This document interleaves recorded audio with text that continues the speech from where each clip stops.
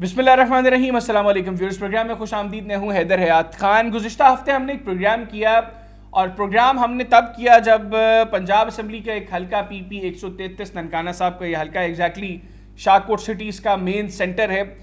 वहाँ पर एक रीकाउंट हुआ और रीकाउंट के नतीजे में जो 8 फरवरी को इलेक्शंस हुए थे, इलेक्शंस के फौरी बाद जो गिनती हुई थी उसके नतीजे में जो उम्मीदवार जीते थे, आज़ाद उम्मीदवार थे, पाकिस्तान तहरीक इंसाफ के हमायत याफ्ता उम्मीदवार थे मियां आतिफ साहब, जो 45,637 वोट्स लेकर कामयाब हुए थे। रीकाउंट के बाद उनके वोट्स कम होकर 41,632 रह गए और उनके पॉलिटिकल ओपोनेंट राना मोहम्मद अरशद साहब मुस्लिम लीग नवाज के टिकट पर जिन्होंने इलेक्शन कंटेस्ट किया, जिन्होंने पहले 42,080 वोट्स हासिल किए थे, अब 44,323 वोट्स लेकर वो जो है वो कामयाब करार पाए। हमने प्रोग्राम किया और प्रोग्राम के अंदर हमने बात की मियां आतिफ साहब से, जिसमें उन्होंने काफ़ी इल्ज़ामात लगाए इस रीकाउंट के प्रोसेस के ऊपर, काफ़ी क्वेश्चन जो उठाए।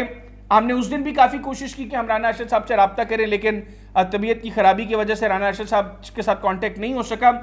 इस वक्त मेरे साथ मौजूद हैं राना मोहम्मद अरशद साहब, मुस्लिम लीग नवाज पंजाब के नायब सदर भी हैं और अब नौ मुंतखब रुकन पंजाब असम्बली भी हैं। राना साहब बहुत शुक्रिया आपके वक्त। अस्सलाम वालेकुम।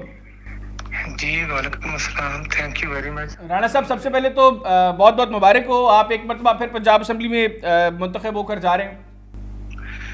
जी अल्हम्दुलिल्लाह रब्बिल आलमीन, अल्लाह ताला की ज़ात का करम है जो वहदहू ला शरीक हैं, जो रहीम भी हैं, करीम भी हैं, कुहार भी हैं, गफ़ार भी हैं, उनकी रहमत से और सरदार दो जहान हज़रत मोहम्मद सल्लल्लाहु अलैहि वसल्लम रहमतुल लिल आलमीन के कदमों की खाक के सदके अल्लाह ताला ने मुझे कामयाबी दी है। अच्छा राना साहब ये बताइएगा, हमने आपके रीकाउंट वाले दिन मियां आतिफ साहब जो आपके सियासी हरीफ हैं उनका इंटरव्यू किया, काफ़ी इल्ज़ामात लगाए उन्होंने कि किस तरीके से रीकाउंट के अंदर उनके वोट्स को ज़बरदस्ती कम करके आपको जितवाया गया। उनका क्लेम है कि आप जीते नहीं हैं, आपको ज़बरदस्ती जितवाया गया है। जो कुछ इल्ज़ामात हैं उनके मैं पहले वो आपके सामने रखता हूँ, फिर मैं आपका पॉइंट ऑफ व्यू रखूँगा। उन्होंने कहा एक तो RO मेरे वोट खा गया, मेरे वोट्स के ऊपर डबल स्टैंप करके उनको ख़राब किया गया और डबल स्टैंप भी जो की गई, पहले स्टैंप और लगी थी, दूसरी स्टैंप का साइज भी चेंज था।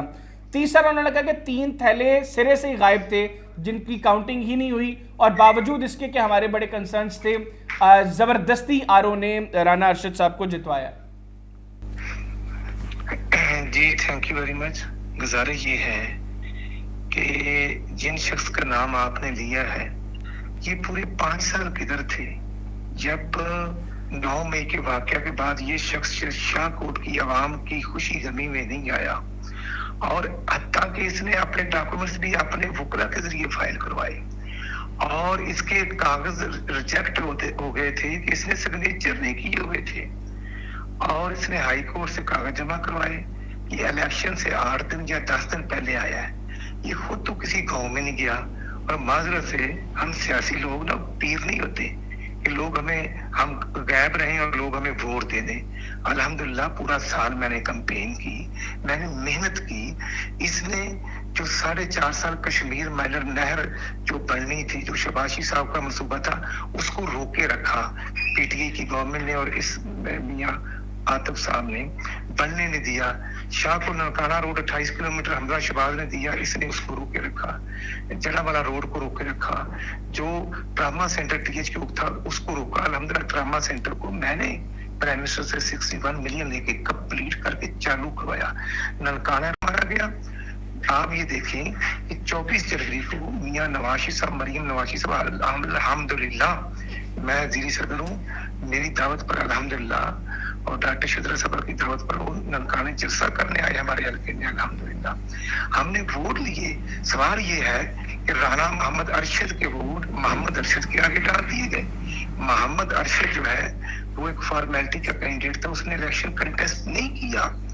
और ये आपके करीब हमारा गांव है डल्ला चन्ना सिंह, 345 वोट शेर के थैले में शेर के और 45 फॉर्म जाली बनाया लोगों ने और मोहम्मद अरशद के आगे डाल दिया गया।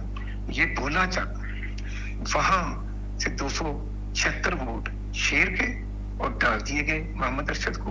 उसके बाद आप देखें तिरा चक रंजीत, वहां पर 251। उसके बाद आप देखें कि ये कम से कम ये बुड्ढा गांव 579 वोट शेर के और वो डाल दिए गए मोहम्मद अरशद के आगे। और इस हमारा पॉइंट यही था कि हमारे मेरिट पर डाका मारा गया। हमने 9 तारीख को जब ये नोटिफिकेशन होता है, अभी रिजल्ट रहते थे और 47 फार्म ने जारी करवा लिया था।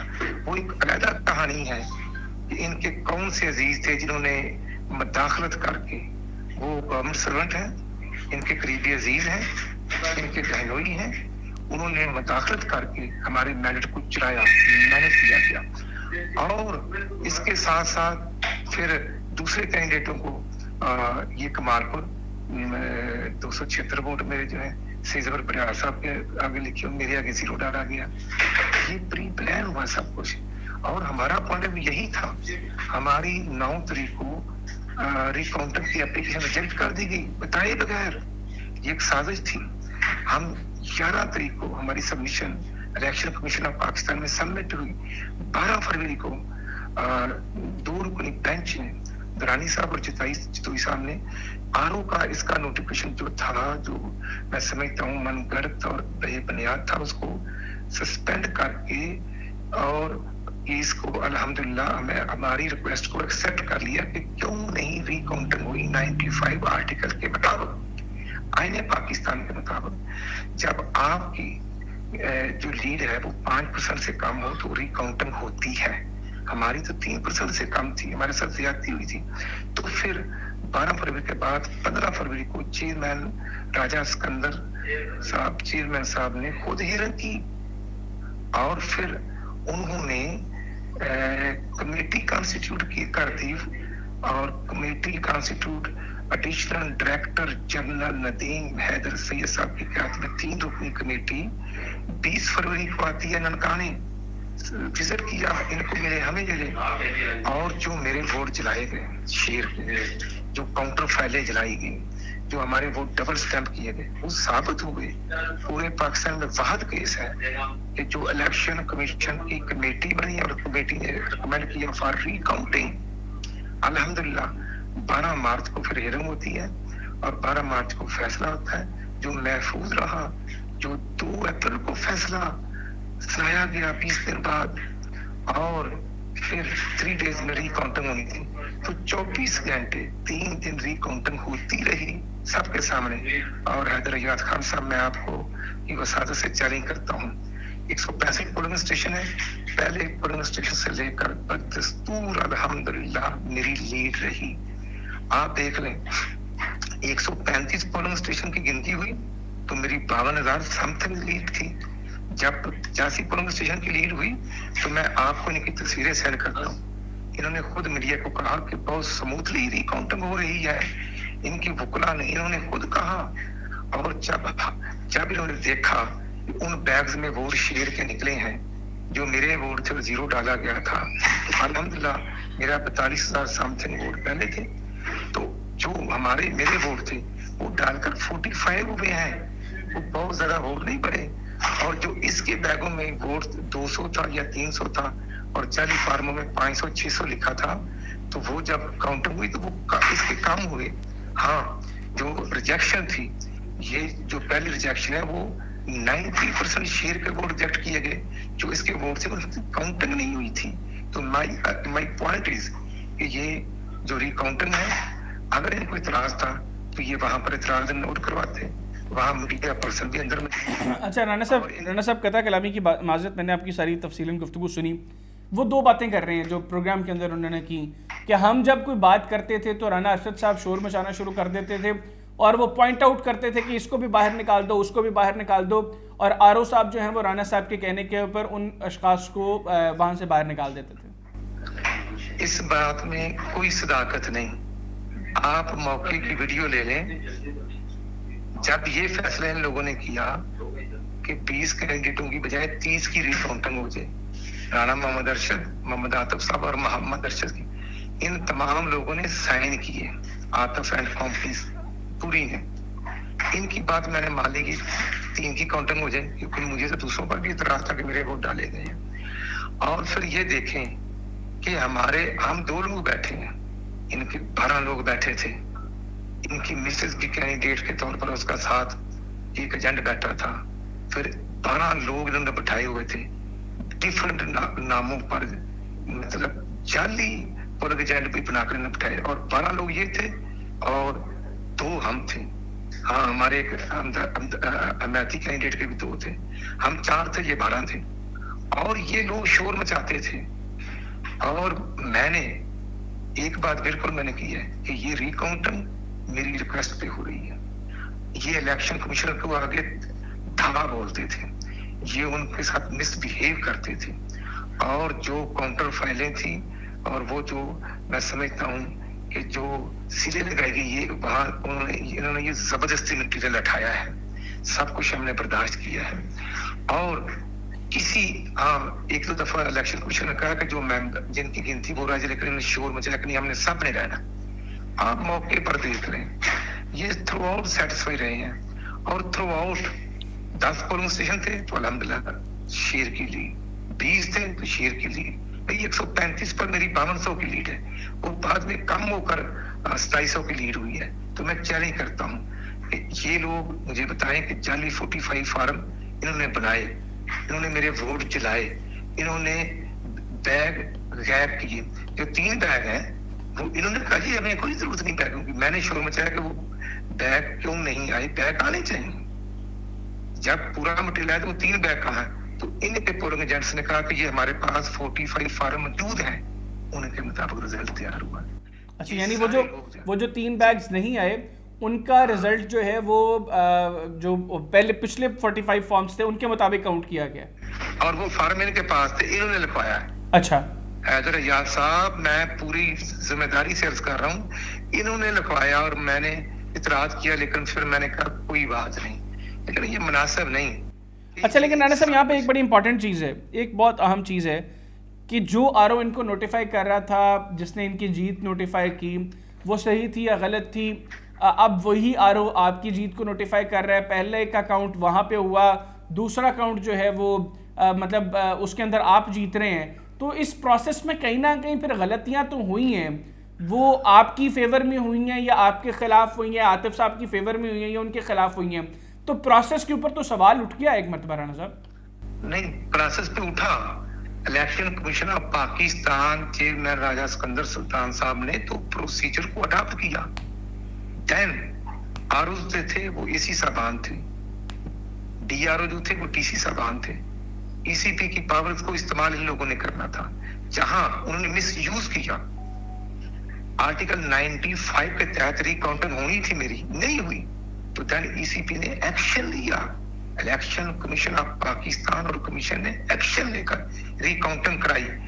तो माय पॉइंट इज, यानी जो आपके आरओ साहब थे जुहेब साहब, अगर मैं गलत नहीं हूं तो जुहेब साहब जो आपके आरओ साहब थे, उन्होंने 8 फरवरी के इलेक्शंस के बाद जो रिजल्ट्स कंपाइल करके जो नोटिफिकेशन दिया, वो किसी प्रेशर में था, वो गलत था, वो धांधली और धोंस का इलेक्शन के रिजल्ट थे, और वही आरओ साहब अब आपका रिजल्ट दे रहे हैं, तो वो मतलब वो ठीक है इलेक्शन, वो रिजल्ट नहीं। अगर आप बात करने की इजाजत जी प्लीज राणा साहब। मैं ये अर्ज कर रहा हूँ, मुझे बिल्कुल तहफ़्फ़ुज़ात है। अच्छा, जब मैंने एप्लीकेशन दी 9 को, ये 8 को नहीं, ये 9 को रिजल्ट इनको मिला है। जी 9 को मिला इनको, 8 को तो मैं जीता था 6000 से, नहीं मैं जीत रहा था।